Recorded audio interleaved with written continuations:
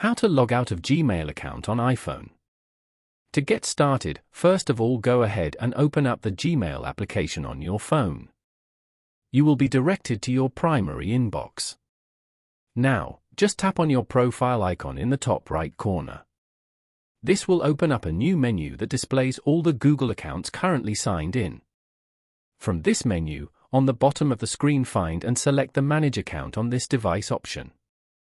On the next screen, you will be shown a list of your accounts. Tap on Remove from this device for the one you want to sign out of. A confirmation window will pop up to verify your choice. Tap the Remove button to continue. The account is now successfully removed, logging you out from that specific email address.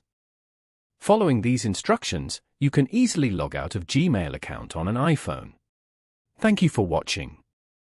Please leave a like if this tutorial helped you, or leave a comment below if you have any questions related to the video.